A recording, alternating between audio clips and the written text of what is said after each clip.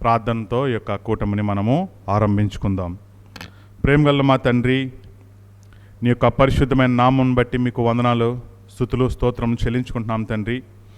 గత వారం నుంచి ఈ రోజు వరకు నీ యొక్క రెక్కల చాట్ల మమ్మల్ని అందరినీ భద్రపరిచి కాపాడి నీ యొక్క పాద సన్నిధికి, నీ యొక్క పరిశుద్ధ సమాజ మందిరంలోనికి, పరిశుద్ధ ఆలయంలోనికి మమ్మల్ని అందరినీ క్షేమకరంగా తీసుకొచ్చినందుకు మీకు ఎంతగానో వందనాలు చెల్లించుకుంటున్నాను తండ్రి. ముఖ్యంగా మీరు అనుగ్రహించిన మీకు గొప్ప రక్షణను బట్టి మీకు ఎంతగానో నేను వందనాలు, స్తుతులు, స్తోత్రం చెల్లించుకుంటున్నాను తండ్రి. ఇటువంటి గొప్ప రక్షణ ఎందరికో లేని మాకు అనుగ్రహించారు, అందును బట్టి మీకు వందనాలు. వచ్చిన వారిని బట్టి అందరిని బట్టి మీకు వందనాలు. ఇంకా ఎవరైతే రావాల్సిన వారు ఉన్నారో వారందరూ క్షేమకరంగా సమయమునకు నడిపించమని, మీ సన్నిధికి నడిపించమని ప్రార్థిస్తున్నాం తండ్రి. అలాగే ప్రభా, నీ దాసుని అభిషేకించుకుని ఆనంద్ గారిని బట్టి మీకు వందనాలు. ఆయన అభిషేకించుకుని మీరు చేస్తున్న ప్రతి సేవ పరిచర్ను బట్టి మీకు వందనాలు. ముఖ్యంగా ఆయన చేస్తున్న ఈ యొక్క ఛత్తీస్గఢ్ ప్రాంతాల్లో జరుగుబడుతున్న ప్రతి పరిచర్ జ్ఞాపకం చేసుకుని నీరు కట్టి ఫలింపజేయండి ప్రభా. అక్కడికి వెళ్తున్న సేవకులు జ్ఞాపకం చేసుకోండి. క్రూరమైన ప్రజల మధ్య, క్రూరమైన ప్రదేశాల్లో వారు తిరుగుచుండగా, పరిచర్య చేస్తుండగా మీ యొక్క సహాయము వారికి అనుగ్రహించండి. ఇంకా ఎవరైతే రక్షణ పొందలేదో వారందరూ త్వరపడి మీ యొక్క గొప్ప రక్షణ పొందుకున్నట్లు వారికి సహాయకరంగా ఉంచండి. అయ్యే ప్రభా, నీ సేవకురాలు జ్ఞాపకం చేసుకుని ఆమె చేస్తున్న ప్రతి పరిచర్ జ్ఞాపకం చేసుకుని దీవించి ఆశీర్వదించి నూరంతలుగా ఫలింపజేసే వాక్యం అనుగ్రహిస్తున్నందుకు మీకు వందనాలు ప్రభా. వచ్చి చేరి మిమ్మల్ని స్తుతించడానికి, మిమ్మల్ని మీ నామమును గణపరచడానికి ఇచ్చిన ఈ యొక్క గొప్ప ఆధిక్యతను బట్టి మీకు వందనాలు ప్రభా. మీరు ఆత్మ గనుక మిమ్మల్ని ఆరాధించేవారు ఆత్మతో సత్యంతో మేము మిమ్మల్ని ఆరాధించినట్లు మాకు ఇచ్చిన ఈ మంచి మనస్సాక్షిని బట్టి, సమయమును బట్టి మీకు ఎంతగానో వందనాలు చెల్లించుకుంటున్నాను తండ్రి.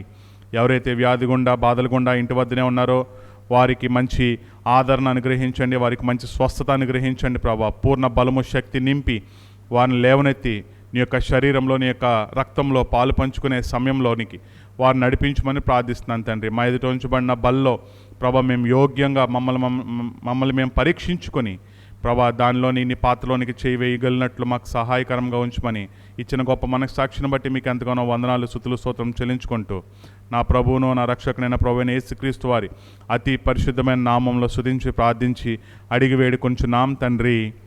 ఆమేన్. దేవుని స్తుతించుడి ఎల్లప్పుడు, దేవుని స్తుతించుడి, ఆ దేవుని స్తుతించుడి ఎల్లప్పుడు, దేవుని స్తుతించుడి. ఆయన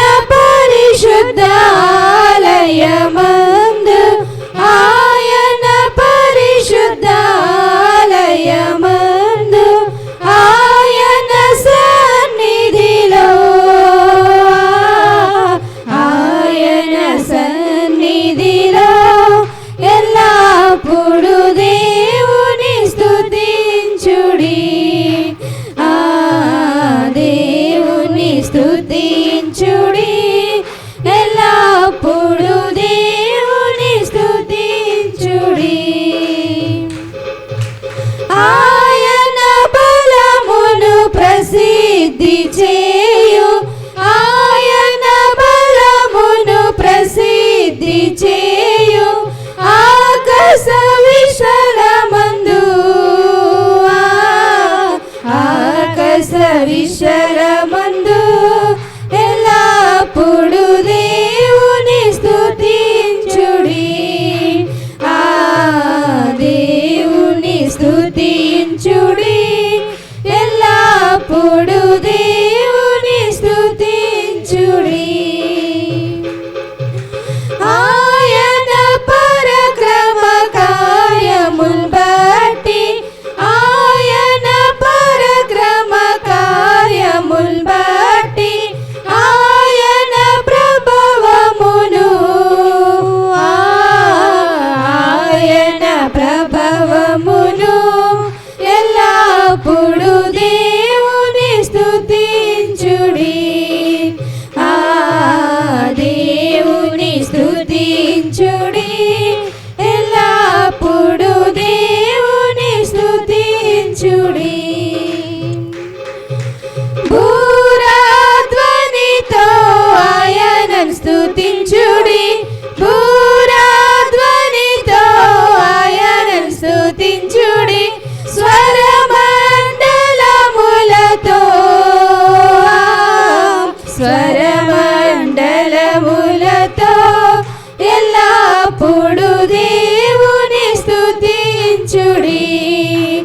ఆ దేవుని స్తుతించుడి ఎల్లప్పుడు దేవుని స్తుతించుడి సన్నాతంతుల సితారతోను సన్నాతంతుల సితారతోను చక్కని స్వరములతో చక్కని స్వరములతో ఎల్లప్పుడు దేవుని స్తుతించుడి ఆ దేవుని స్తుతించుడి ఎల్లప్పుడు దేవుని స్తుతించుడి తంబురతోను నాట్యముతోను తంబురతోను నాట్యముతోను తంతి వజ్రములతోను తంతి వజ్రములతోను ఎల్లప్పుడు దేవుని స్తుతించుడి ఆ దేవుని స్తుతించుడి ఎల్లప్పుడు దేవుని స్తుతించుడి పిల్లన గ్రోవుల చల్లగనూది పిల్లన గ్రోవుల చల్లగనూది ఎల్ల ప్రజలు చేరి ఎల్ల ప్రజలు చేరి ఎల్లప్పుడు దేవుని స్తుతించుడి ఆ దేవుని స్తుతించుడి ఎల్లప్పుడు దేవుని స్తుతించుడి భోగుతలములతో ఆయనను స్తుతించుడి భోగుతలములతో ఆయనను స్తుతించుడి గంభీర తళములతో గంభీర తళములతో ఎల్లప్పుడు దేవుని స్తుతించుడి ఆ దేవుని స్తుతించుడి ఎల్లప్పుడు దేవుని స్తుతించుడి సకల ప్రాణులు యెహోవాను స్తుతించుడి సకల ప్రాణులు యెహోవాను స్తుతించుడి హల్లెలూయా ఆమేన్ హల్లెలూయా ఆమేన్ ఎల్లప్పుడు దేవుని స్తుతించుడి ఆ దేవుని స్తుతించుడి ఎల్లప్పుడు దేవుని స్తుతించుడి విశ్వాసులమైన మనము పడిపోవడానికి కారణాలేంటి, పతనమైపోవడానికి కారణాలేంటి? దేవుని శిష్యులంగా చేయబడిన మనము అనగా రక్షణ పొందిన మనము పడిపోవడానికి కారణాలు ఏమిటి? అందుట్లో ప్రధాన కారణం ఏంటి? మనం పడిపోవడానికి, జారిపోవడానికి దేవుని పరిశుద్ధ స్థలంలోనికి ఆయన ఇచ్చిన ఆజ్ఞలో ఒక ఆజ్ఞ పరిశుద్ధ స్థలమును పరిశుద్ధంగా ఆచరించడానికి జ్ఞాపకం ఉంచుకోమన్నాడు. ఆయన నామమును వ్యర్థంగా చేయొద్దన్నాడు, వ్యర్థంగా నుచ్చరింపద్దన్నాడు. కాబట్టి విశ్వాసులమైన మనమందరము, దేవుని ప్రజలైనటువంటి అందరము పడిపోవడానికి కారణాలేంటి? ఒక విశ్వాసి పతనం అవడానికి కారణాలేంటి? అయితే ఒక ప్రధాన కారణం అయితే ఉంది. ఆ ప్రధాన కారణంలో ఒక వ్యక్తిని మనం చూడొచ్చు. సొలొమోను గారి గురించి కొన్ని ఉదంతాలు మనం ఒకసారి చదువుకుందాం. ఆయన జ్ఞాని అయిన సొలొమోను. సొలొమోను ఎవరండి? దావీదుకి పుట్టిన కుమారుడు సొలొమోను రాజుగారు. అయితే సొలొమోను రాజుగారు పడిపోవడానికి కారణం ఏంటో ఈరోజు మనం కూడా పడిపోవడానికి అదే కారణంలో ఉన్నాం.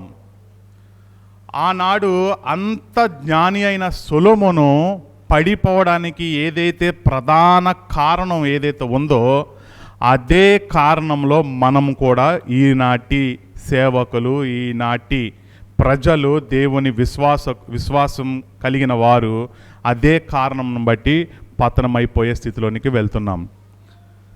అసలు సొలొమోన్ గారి గురించి కొన్ని ఉదంతాలు చూస్తే ఆయన ఒక బెస్ట్ రైటర్, పద్యాలు బాగా రాస్తాడు. మన జీవ గ్రంథము, మన పరిశుద్ధ గ్రంథంలో కొన్ని పద్యాలు రాశాడు.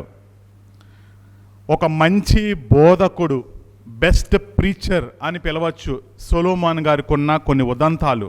మూడోది, మంచి సాంగ్స్ రాస్తాడు సొలొమోన్ గారు, మంచి పాటలు రచిస్తారు. ఇంకొకటి, ప్రేమ గురించి ఎంతో బాగా చెప్పాడు, పరమగీతాలు అనే ఒక పుస్తకాన్ని రాశారు. జ్ఞానం గురించి ప్రసంగి గ్రంథం రాశారు. సామెతలు రాశాడు, కొన్ని పుస్తకాలు, కీర్తనల గ్రంథం రాశాడు. మరి ఎంత బాగా రాసిన సొలొమోన్ గారు పతనమైపోవడానికి కారణం ఏంటి? ఇంత మంచి జ్ఞాని కదా, దేవుడు ఆయన్ని ఎలా ఆశీర్వదించాడంటే, ఇదిగో సొలొమోను, నీ ముందు కానీ నీ తర్వాత కానీ నీ అంత జ్ఞాని లోకంలోనే లేడన్నాడు. ఆ యొక్క ప్రామిస్ నడుస్తుంది. మరి అంత జ్ఞానే ఒక ప్రధాన కారణంలో పడిపోయాడు. ఆ కారణం ఏంటంటే, మొదటి రాజుల గ్రంథము, మనం ఆయన గురించి కొన్ని వాక్యాలు చూద్దామండి. మొదటి రాజుల గ్రంథము 10వ అధ్యాయము 23-24 చూద్దాం. చూడండి, మొదటి రాజుల గ్రంథము 10వ అధ్యాయము 23-24. ఈ ప్రకారము రాజైన సొలొమోను ధనము చేతను జ్ఞానము చేతను భూపతులందరిలో అధికుడై ఉండెను. అతని హృదయమందు దేవుడు ఉంచిన జ్ఞానవాక్కులను వినుటకై లోకులందరూ అతన్ని చూడగోరిరి. ఆయన మాట్లాడితే ఆయన మాటలు విందామని వచ్చారంటండి జ్ఞాని అయిన సొలొమోన్ గురించి. అక్కడ దక్షిణ దేశపు ఒక రాణి ఉంది, షేబా రాణి.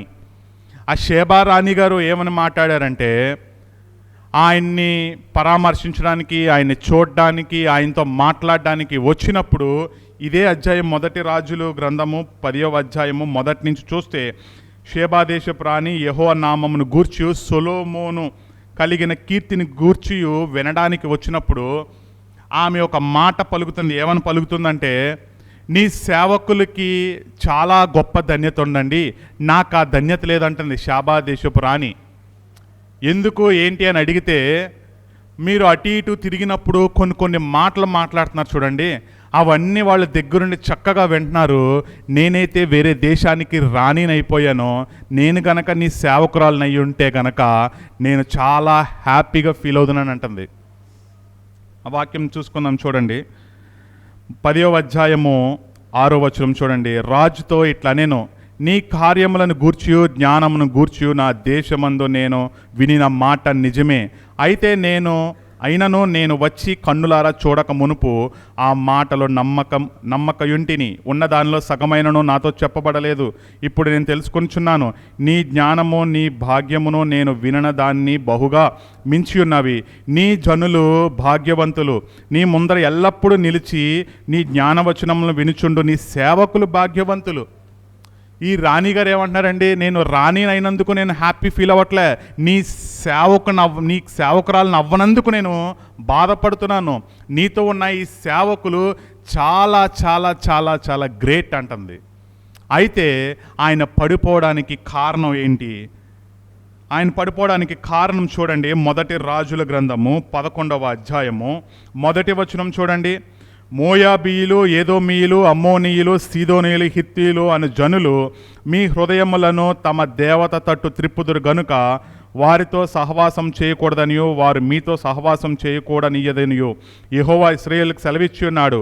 అయితే రాజైన సొలొమోను ఫరో కుమార్తెను ఆ జనులలో ఇంకా అనేక మంది పరస్త్రీలను మోహించి,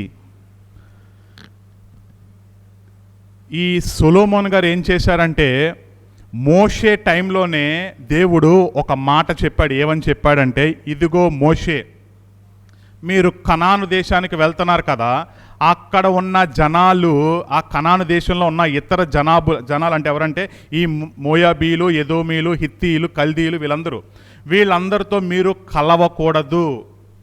ఎందుకంటే వారి ఆచారాలు వేరు, వారి నిర్ణయాలు వేరు, వారి సేవకులు వేరు, వారి పరిచర్య వేరు, వారి ఆరాధన వేరు, వారి ప్రార్థనలు వేరు, వారు అన్యులు. వారితో మీరు కలవద్దంటే సొలొమోను ఏం చేశాడంటే వాళ్ళలోనే స్త్రీలను పెండ్లి చేసుకున్నాడు. దీనికి కారణం ఏంటంటే సొలొమోను గారు వాక్యాన్ని మర్చిపోయారు. ద్వితీయోపదేశ కాండము 17వ అధ్యాయము 17 నుంచి 20 వచనాలు చదివితే అందుట్లో ఇలా రాయబడి ఉంటుంది. ఏమని రాయబడి ఉందంటే, మీరు ఒక పత్రికను దగ్గరుంచుకోవాలంటే రాజులు జేమ్స్ అనే నేను సార్వభౌమి అధికారి అని ఎలాగైతే ప్రతిజ్ఞ చేస్తారో ఈ కాలము, ఆ కాలంలో కూడా యాజకులు ఎదురుగుండా రాజులు ఈ యొక్క ప్రామిస్ చేసేవారంటండి. ఆ ప్రామిస్లో వారు ఏమని చెప్పాలంటే వారి దగ్గర బైబిల్ అనేది దేవుడు వారి దగ్గర ఉంచుకోమన్నాడు. అయితే సొలొమోను గారు ఏం చేస్తున్నారంటే ఈ బైబిల్, ఈ పత్రికని విడిచిపెట్టి బిజీ లైఫ్లోకి వెళ్ళిపోయాడు. ఎలాంటి బిజీ లైఫ్లోకి వెళ్ళిపోయాడంట, ఆయన ముందర పెద్ద బల్ల ఉందంట, ఇటుపక్క సేవకులు అటుపక్కన సేవకులు, వాళ్ళిద్దరి మధ్యలో ఈయన కూర్చుండి బిజీ లైఫ్లోకి వెళ్ళిపోయాడు. ఆ వాక్యం చూద్దాం, చూడండి. రెండవ దినవృత్తాంతములు 9వ అధ్యాయము, 9వ అధ్యాయము 7వ వచనం చూడండి. 2వ దినవృత్తాంతములు 9:7 చూడండి.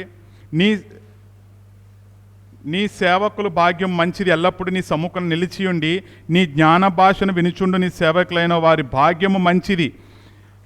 అదే కిందకొస్తే 9వ అధ్యాయము 1, 2, 3 వచనాలు చూడండి. షేబా దేశ ప్రాణి గురించి మీకు అక్కడ రాయబడి ఉన్నది. ఏంటంటే ఆయనకి ఎదురుగా ఒక మంచి పెద్ద భోజనపు బల్లుండి ఇటుపక్క సేవకులు అటుపక్క సేవకుల్లో ఆయన వాక్యాన్ని మర్చిపోయాడు. ఆయనే రాసిన ఒక వాక్యము సామెతల గ్రంథము, అనగా ఈ యొక్క సొలొమోను గారు, రాజైన సొలొమోను గారు సామెతల గ్రంథం రాశారు. అలాగే కీర్తనల గ్రంథాల్లో కూడా కొన్ని వాక్యాలు ఈ జ్ఞాని అయిన సొలొమోను గారు రాశారు. అందుట్లో ఒక వాక్యము 119వ అధ్యాయము 105వ వచనంలో ఏమని రాయబడిందంటే, నీ వాక్యము నా పాదములకు దీపమును నా త్రోవకు వెలుగునై ఉన్నది. మనము నిలబడాలంటే మనకేం కావాలి? వాక్యం కావాలి. నేను మాట్లాడాలంటే నీకేం కావాలి? వాక్యం కావాలి. నీవు దుష్టుల ఆలోచన నడవకుండా ఉండాలంటే నీకేం కావాలి? వాక్యం చదవాలి. సొలొమోను గారు చేసింది ఏంటంటే వాక్యాన్నే మర్చిపోయాడు. ఈనాటి మనం కూడా మర్చిపోతుంది. మనం పతనమైపోవడానికి ప్రధాన కారణం ఏంటంటే వాక్యము చదవకపోవడమే. ఆనాడు సొలొమోను గారికి యెహోవా 2 సార్లు ప్రత్యక్షమై చెప్పాడు, ఇదిగో సొలొమోను, నీ వల్ల చాలా డిస్టర్బ్ అవుతుంది ఇశ్రాయేలీల ప్రాంతము. ఒకవేళ కనుక నువ్వు ఇలాగే కంటిన్యూ అయితే, ఒక మాట చెప్పాడే ఉన్నాడు తెలుసా, నీ కింద ఉన్న సేవకులకే నీ రాజ్యాన్ని అప్పగిచ్చేస్తాను, జాగ్రత్త అని చెప్పాడు. అయినా కూడా సొలొమోను గారు హృదయాన్ని కఠినం చేసుకున్నాడు. ఈనాటి కాలంలో కూడా దేవుడు అలా మాట్లాడతాడంటే అలా మాట్లాడండి. దేని ద్వారా మాట్లాడతాడంటే నీ యొక్క వాక్యము ద్వారా నీతో మాట్లాడతాడు. నిన్న రాత్రి పెరుగన్నంత ఏంటంటే దేవుడు కనబడ్డాడండి. నిన్న రాత్రి నేను కళ్ళలో దేవుడిని చూశాను, నా తెల చేయమన్నాడు. అవన్నీ మంచి మాటలు కాదు. దేవుడు వాక్యం ద్వారా మాట్లాడతాడు, నీ సేవకుల ద్వారా మాట్లాడతాడు, నీ సేవకుడితో మాట్లాడతాడు, నీ సేవకురాలతో మాట్లాడతాడు, నీ తల్లితో మాట్లాడతాడు, నీ యొక్క తండ్రితో కూడా మాట్లాడతాడు.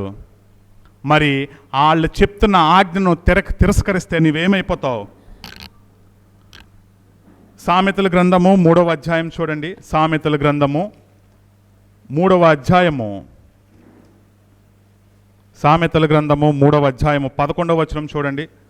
సామెతల గ్రంథం 3వ అధ్యాయము 11వ వచనం చూడండి. నా కుమారుడా, యెహోవా శిక్షను తృణీకరింపవద్దు, ఆయన గద్దింపునకు విసుగవద్దు. తండ్రి తనకు ఇష్టుడైన కుమారుని గద్దించు రీతిగా యెహోవా తాను ప్రేమించు వారిని ఏం చేస్తాడండి? గద్దిస్తాడు. ఆయన గద్దిస్తే నువ్వు మాట వినకపోతే నీ ఉరితాడు నువ్వే పట్టుకున్నట్టు అర్థం. నీ సేవకుడు నిన్ను గద్దిస్తున్నాడంటే, నీ సేవకురాలు నిన్ను గద్దిస్తున్నారంటే నీవు ఆ మాట వినిపించుకోవట్లేదంటే నీ గోయ్య నువ్వే తీసుకుంటున్నావు అని అర్థము. హెబ్రీలకు రాసిన పత్రిక 12వ అధ్యాయము 5వ వచనం చూడండి. నా కుమారుడా, ప్రభు చేయు శిక్షను తృణీకరించకము, ఆయన నిన్ను గద్దించినప్పుడు విసుకకము. ఏ ప్రభు తాను ప్రేమించు వారిని శిక్షించి తాను స్వీకరించు ప్రతి కుమారుణ్ణి దండించును. ఆయన చేసే శిక్షను మనము విసుకవద్దు. నీ సేవకుని చెప్పే గద్దింపు నువ్వు వినాలి, నీ సేవకురాలు చెప్పే నీ గద్దింపు నువ్వు వినాలి, దాన్ని విసుకవద్దు. నీవు చదవాల్సింది ఏంటంటే వాక్యం ద్వారా మాట్లాడతాడు, నీ సేవకుని ద్వారా మాట్లాడతాడు, నీ సేవకురాల ద్వారా మాట్లాడతాడు. ఆ మాట నువ్వు వినకపోతే ఏమవుతుందో ఆ వాక్యం కూడా చూద్దాము.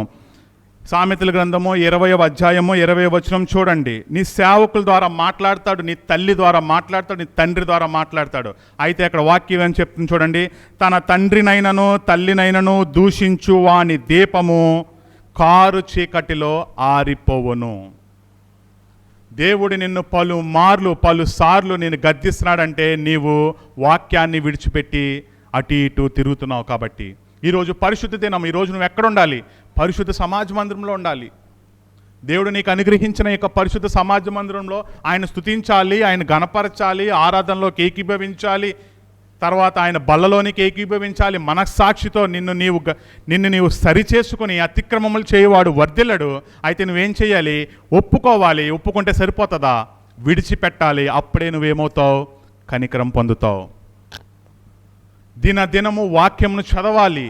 నీ వాక్యము నా పాదములకు ఏమవుతుందండి? దీపము. నేను నడవాలంటే నాకు కనబడాల్సిందేంటి? వాక్యము. సొలొమోను గారికి కూడా దేవుడు అదే చెప్పాడు. సొలొమోను, నువ్వు వాక్యాన్ని విడిచిపెట్టావు, నువ్వు చదవాల్సింది వాక్యము. నీ వాక్యము చదవకపోతే నీ దీపము కారు చీకట్లో ఆరిపోద్ది.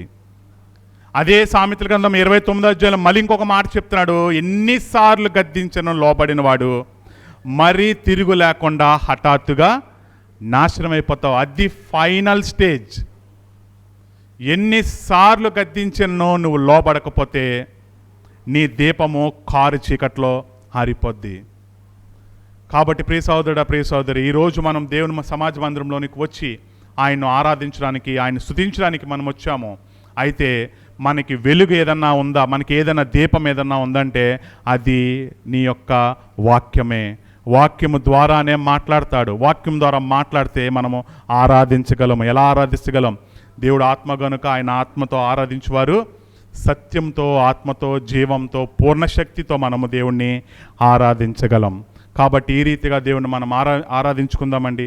నేను స్తుతించెదను, కొనియాడెదను, నేను స్తుతించెదను, కొనియాడెదను, కృతజ్ఞత స్తుతులతో నా రక్షణ పాత్రను చేపట్టి అర్పింతును హృదయమును. నా రక్షణ పాత్రను చేపట్టి అర్పింతును హృదయమును. నా శోధనలో, నా వేదనలో, నా సంకట సమయములో, నా శోధనలో, నా వేదనలో, నా సంకట సమయములో కాపాడితివి, కనుపరచితివి, కాపాడితివి, కనుపరచితివి నీ పరిశుద్ధ జీవితము. నా రక్షణ పాత్రను చేపట్టి అర్పింతును హృదయమును. నా రక్షణ పాత్రను చేపట్టి అర్పింతును హృదయమును. నా బాధలలో, నా నిందలలో, నా చింత భయములలో నా బాధలలో నా నిందలలో నా చింత భయములలో కరుణించితివి బలపరచితివి కరుణించితివి బలపరచితివి ధైర్యముతో నడిపితివి నా రక్షణ పాత్రను చేపట్టి అర్పింతును హృదయమును నా రక్షణ పాత్రను చేపట్టి అర్పింతును హృదయమును నా ఇరుకులలో ఈ బంధులలో నా రుగ్మత వ్యాధులలో నా ఇరుకులలో ఈ బంధులలో నా రుగ్మత వ్యాధులలో ఆదరించితివి ఓదార్చితివి ఆదరించితివి ఓదార్చితివి విశాలతనిచ్చితివి నా రక్షణ పాత్రను చేపట్టి అర్పింతును హృదయమును నా రక్షణ పాత్రను చేపట్టి అర్పింతును హృదయమును నీ సన్నిధిలో నన్ను చేర్చితివి నేను స్తుతింపగను నీ రక్షణలు నాకొసగితివి నేను కీర్తింపగను నిన్ను స్తుతించెదను కొనియాడెదను నిన్ను స్తుతించెదను కొనియాడెదను కృతజ్ఞత స్తుతులతో నా రక్షణ పాత్రను చేపట్టి అర్పింతును హృదయమును నా రక్షణ పాత్రను చేపట్టి అర్పింతును హృదయమును. పరిశుద్ధ గ్రంథంలో నుండి భక్తులు చేసిన ఆరాధనను మనము చూద్దాము. ఒక భక్తుడు ఆయన రాజు అయిన దావీదు గురించిన ఆయన చేసిన ఆరాధనను గురించిన విషయంలో మనం ఈ దినం చూద్దాము. 2వ సమూయేలు గ్రంథము 6వ అధ్యాయము 12వ వచనమే మనకి చాలా ముఖ్యమైనది. అయితే పైన కిందది మనకి అవసరం గనుక కొంతవరకు చదువుతాను. 6 నుంచి 14, 15 వచనములు చదువుతాను. తరువాత దావీదు ఇశ్రాయేలీలలో 30,000 మంది శూరులను సమకూర్చుకొని బయలుదేరి కెరూబుల మధ్య నివసించు సైన్యములకు అధిపతియగు యెహోవా అను తన నామము పెట్టబడిన దేవుని మందసమును అచ్చట నుండి తీసుకొని వచ్చుటకై తన యొద్దనున్న వారందరితో కూడా బాయిలా యెహూదాలో నుండి ప్రయాణమాయను. వారు దేవుని మందసమును క్రొత్త బండి మీద ఎక్కించి గిబియాలోనున్న అబీనాదాబు యొక్క ఇంటిలో నుండి తీసుకొని రాగా అబీనాదాబు కుమారులకు ఉజ్జాయిను అహ్యోయును ఆ క్రొత్త బండిని తోలిరి. దేవుని మందసము గల ఆ బండి గిబియాలో నుండి అబీనాదాబు ఇంట నుండి తీసుకొని రాగా అహ్యో దాని ముందర నడిచెను. దావీదు ఇశ్రాయేలీలో అందరూ సరళ వృక్షపు కర్రతో చేయబడిన నానా విధములైన సితార స్వరమండలములతో తంబురలను మృదంగములను పెద్ద తాళములను వాయించుచు యెహోవా సన్నిధిని నాట్యమాడుచుండిరి. ఎవరున్నారంట అందులో? దావీదు ఎవరు తెలుసండి? ఆయన నాట్యమాడే సమయానికి ఆ వీధులలో ఆయన నాట్యమాడుతున్నాడంట. ఆ నాట్యమాడే సమయానికి ఆయన ఎవరో తెలుసా? ఇశ్రాయేలీలకి ఆల్రెడీ చాలా పోరాటం చేసిన తర్వాత రాజుగా ఎన్నుకొనబడ్డాడు. రాజు స్థాయి వేరు, ఆయన వీధులలోనికి వచ్చి నాట్యం ఆడే స్థాయి కాదు. కానీ దావీదు ఏం చేస్తున్నాడు అక్కడ? నేనేమైపోయినా పర్వాలేదు, నా మర్యాద నా గౌరవం ఏమైపోయినా పర్వాలేదు, నా దేవుని కొరకు నేను గొప్పగా నాట్యం ఆడతాను అనుకొని తను వీధులలోనికి వచ్చి ఇశ్రాయేలీలందరితో కలిసి తాను కూడా నాట్యం ఆడుతున్నాడు. వారు నాకోను కళ్ళెం దగ్గరికి వచ్చినప్పుడు ఎడ్లకు కాలు జారినందున ఉజ్జా చేయి చాపి దేవుని మందసమును పట్టుకొనగా యెహోవా కోపము ఉజ్జా మీద రగులుకొనెను. అతడు చేసిన తప్పును బట్టి దేవుడు ఆ క్షణమందే అతని మొత్తగా అతడు అక్కడనే దేవుని మందసమున వద్ద పడి చచ్చెను. యెహోవా ఉజ్జాకు ప్రాణోప్రద ఉపద్రవము కలుగజేయగా దావీదు వ్యాకులపడి ఆ స్థలముకు పెరెజ్ ఉజ్జా అను పేరు పెట్టెను. నేటికిని దానికి అదే పేరు. ఆ దినమున యెహోవా మందసము నా యొద్ద ఎలాగుండను అనుకొని దావీదు యెహోవాకు భయపడి యెహోవా మందసమును దావీదు పురములోనికి తన యొద్దకు తెప్పించనొల్లక గిత్తీయుడగు ఓబేదేదోము ఇంటి వరకు తీసుకొని అచ్చట ఉంచెను. యెహోవా మందసము 3 నెలలు గిత్తీయుడగు ఓబేదేదోము ఇంటిలో ఉండగా యెహోవా ఓబేదేదోమును అతని ఇంటి వారిని అందరినీ ఆశీర్వదించెను.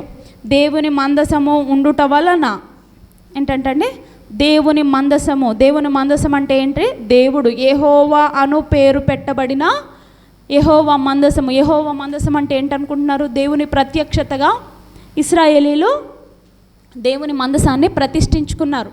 అది అక్కడ దేవుని మందసము ఉండుట వలన ఓబేదేదోముకు అతని ఇంటి వారికి అతని కలిగిన దానిని అంతటిని ఆశీర్వదించుచున్నాడన్న సంగతి దావీదునకు వినబడగా దావీదు పోయి దేవుని మందసమును ఓబేదేదోము ఇంటిలో నుండి దావీదు పురమునకు ఉత్సవముతో తీసుకొని వచ్చెను. ఎట్లనగా యెహోవా మందసము మోయువారు 6 అడుగులు సాగగా ఎద్దు 1 క్రొవ్విన దూడ 1 వధింపబడెను.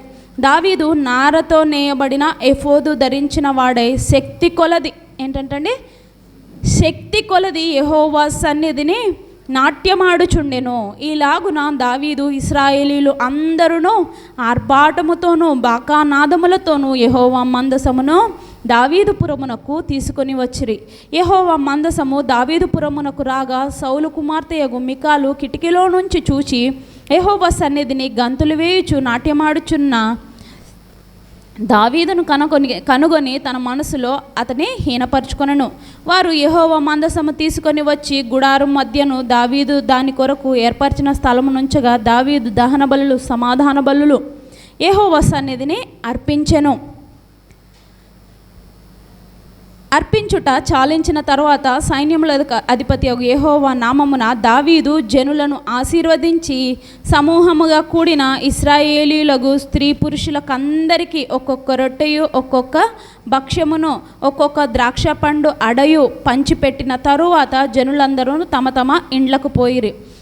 తన ఇంటి వారిని దీవించుటకు దావీదు తిరిగి రాగా సౌలు కుమార్తెయగు మీకాలు దావీదును ఎదుర్కొన బయలుదేరు వచ్చి హీనస్థితి గల పనికత్తెలు చూచుచుండగా వ్యర్థుడొకడు తన బట్టలు విప్పివేసినట్టుగా ఇశ్రాయేలీయుల రాజువైన నీవు నేడు బట్టలను తీసివేసి ఎంత ఘనముగా కనబడితివని అపహాస్యము చేసినందున దావీదు నీ తండ్రిని అతని సంతతిని విసర్జించి ఇశ్రాయేలీయులను తన జనుల మీద నన్ను అధిపతిగా నిర్ణయించుటకై నన్ను ఏర్పరచుకొనిన యెహోవా సన్నిధిని నేను అలాగూ చేసి తిని యెహోవా సన్నిధిని నేను ఆట ఆడి తిని ఇంతకంటే మరి ఎక్కువగా నేను తృణీకరింపబడి నా దృష్టికి నేను అల్పుడనైనా నీవు చెప్పిన పనికత్తెల దృష్టికి గనుడనగుదునని మీకాలుతో అనెను. మరణం వరకు సౌలు కుమార్తెయగు మీకాలు పిల్లలను కనకయుండెను. ఒక అధ్యాయంలో అనేక విషయాలను అక్కడ ప్రస్తావించడం మనం చూస్తూ ఉంటాం. మొదటిగా రాజుగా ఫిలిస్తీయులను తర్వాత చాలామందిని ఆయన ఓడించుకొని దండెత్తి రెఫాయిము లోయలో ఫిలిస్తీయులతో ఆయన దండెత్తి వారిని అందరినీ హతము చేయుచూ వచ్చెను అని ఉంటుంది. పైన గెబా నుండి గెజేరు వరకు ఫిలిస్తీయులను తమను తరుముచ్చు హతము చేసాను అని అంటే జస్ట్ 6వ అధ్యాయం పైన వచనంలో 25వ వచనంలో మనకు ఆ మాట కనబడుతుంది. ఫిలిస్తీయులు అందరినీ చంపేసి హతము చేసేసి విజయముతో తాను రాజుగా దేవుని మందసాన్ని తెచ్చుకోవాలనుకున్నప్పుడు మరి దేవుని మందసాన్ని దేవుని పని చేయటానికి దేవుని యాజకత్వము చేయటానికి ఎవరిని పడితే వారిని దేవుడు ఎన్నుకోనలేదు. ఎవరిని ఎన్నుకున్నాడండి? లేవి గోత్రపు వారిని ఆయన ఎన్నుకున్నాడు. అయితే ఆ లేవి గోత్రపు వాడైన అబీనాదాబును కూడా ఆయన అబీనాదాబు కుమారులైన ఉజ్జా మరి అహో కూడా ఉన్నారనమాట. అయితే వాళ్ళు ఏం చేస్తున్నారు, తను ఎలాగైతే కోరుకున్నాడో దావీదు ప్లాన్ చేసుకున్నాడు. చక్కగా ప్లాన్ చేసుకొని 30,000 మంది శూరులను ఏర్పాటు చేసుకొని ఆ స్థలము నుండి యెహోవా అను పేరు పెట్టబడిన ఈ మందసం అంట. ఆ మందసం ఏంటంట, మందసానికి పేరేంటండి, యెహోవా అను పేరు. యెహోవా అను పేరు వారి ఊరికే ఏదో ఇప్పుడు ఒకరికి రాజు అని పేరు పెట్టి, ఒకరికి కింగ్ అని పేరు పెట్టి, ఒకరికి ఇంకేదో పేరు పెట్టినట్టుగా కాదు, కానీ దేవుడు కోరుకున్నట్టుగా ఆ మందసాన్ని తయారు చేసుకొని దానికి ఏమని పేరు పెట్టారు, యెహోవా అను పేరు పెట్టారు. ఈ పేరుకి అర్థం గురించే ఆలోచించట్లేదు. ఆ వస్తువే ఏంటి, వారికి దేవుని ప్రత్యక్షతను వారి మధ్యలో ఉంచుకొనటానికి వారు చేసుకొనిన ఒక రూపం. అయితే అందులో చూడండి, ఆ చెట్టు నుండి తీసుకొని ఎక్కడ బాయిలా అను ప్లేస్ నుంచి తీసుకొని వస్తూ ఉన్నారంట. అయితే దావీదు ఏం చేశాడు, దానికోసం ఒక కొత్త బండిని తయారు చేయించి చక్కగా ఈ శూరులందరితో కలిసి గిబియాలోనున్న అబీనాదాబు ఎవరండి, అహరోను కుమారుడు. అహరోను ఎవరు, లేవి వంశస్థుడు. దేవుడు లేవి వంశస్థులను ఆయన యాజకత్వపు ధర్మమును జరిగించుటకు ఆయన ఏర్పాటు చేసుకున్నాడు. వారి పితృ పారంపర్యంగా అబీనాదాబు కుమారులైన ఎవరున్నారు, ఉజ్జా అహ్యోయును ఆ క్రొత్త బండిని తోలారంట. ఏదైతే దేని మీద అయితే దేవుని మందసాన్ని పెట్టుకొని వారు బయలుదేరి వస్తున్నారో ఆ మందసాన్ని, ఆ బండిని ఎవరు తోలుతున్నారంట, ఉజ్జా అండ్ అహ్యో తోలుతున్నారంట. వీరు ఆల్రెడీ మరి ఏంటి, వారు కేవలం బండి తోలే వరకే వారికి పర్మిషన్ ఇవ్వబడింది. అయితే కొంత దూరం బాగానే ప్రయాణం చేశారు. తర్వాత ఏం జరిగింది, నాకోను కళ్ళం దగ్గరకు వచ్చినప్పుడు ఆ మందసము పడిపోబోతే ఉజ్జా అయ్యోయ్యో మందసం పడిపోబోతుంది అనేసి ఇలా పట్టుకున్నాడంట. అంతే, దేవుని కోపము వెంటనే ఉజ్జా మీదకి వచ్చేసింది. ఉజ్జా అక్కడికక్కడే చనిపోయాడు. మన పరిస్థితి అదే అయితే ఏంటి అసలు చూడండి, అసలు ఎవరమన్నా ఉంటామా? అంత ఇమీడియట్గా, అంత వెంటనే దేవుని కోపం మన మీదకి వచ్చి ఉంటే ఎలా ఉండేది పరిస్థితి ఆలోచించండి, ఆలోచించుకోండి. ఒకవేళ మనమే ఎన్నిసార్లు మనం పడిపోతూ ఉన్నా కూడా దేవుడు ఆయన ప్రేమతో మనల్ని ఎందుకు చేర్చుకుంటున్నాడు, ఆయన దీర్ఘశాంతము చూపుచు నీ కొరకు నా కొరకు ఆయన ఇంకా కూడా ఎదురు చూస్తున్నాడు. దేవుడు ఆల్రెడీ లేవి వంశస్థుడే అయినా దేవుడు ఎందుకు, ఉజ్జా కూడా తెలుసు అది ముట్టుకోకూడదు, అది అతి పరిశుద్ధమైన దేవుని మందసము, దీన్ని నేను ఎలా ముట్టుకుంటాను అనుకొని వదిలేసి ఉంటే బాగుండేదేమో. వదలలేదు. ఎందుకు, మీకు లాంటి వాళ్ళకి నాకు లాంటి వాళ్ళకి దేవుడు ఒక పాఠం నేర్పించాలనుకున్నాడేమో. మరి ఇందులో నుంచి కూడా చనిపోయాడు. మొత్తానికైతే చనిపోతే ఇంకా దావీదుకి లోపల భయం పట్టుకుంది. యెహోవాకు భయపడి అని ఉంటుంది చూడండి 8వ వచనంలో, యెహోవా ఉజ్జాకు ప్రాణోపద్రవము కలుగచేయగా దావీదు వ్యాకులపడి ఆ స్థలమునకు పెరేజ్ ఉజ్జా అని పేరు పెట్టి తర్వాత ఏం చేశాడు, 9వ వచనంలో అనుకుంటున్నాడు అనమాట, యెహోవా మందసము నా యొద్ద ఉంటే నేను ఇంకేం చేస్తానో, నేనెన్ని తప్పులు చేస్తానో, నా ప్రాణం మీదకి ఏమొచ్చేస్తుందో అనుకొని అతను ఏం చేస్తున్నాడు, దావీదు యెహోవాకు భయపడి ఆ మందసాన్ని ఎక్కడ ఉంచేయాలనుకున్నాడు, ఎక్కడన్నా దగ్గరలో సేఫెస్ట్ ప్లేస్లో ఇంకెవరైనా లేవీయుడు ఉంటే ఆ లేవీయుడు గృహంలో పెట్టేద్దాం అనుకొని వెతుక్కొని గిత్తీయుడైన ఒబేదేదేమి ఇంటిలో దానిని చేర్చాడు. మొత్తానికి చేర్చిన తర్వాత అసలు స్టోరీ మొదలైంది. జస్ట్ 3 నెలలే ఉందంట ఒబేదేదేమి ఇంట్లో.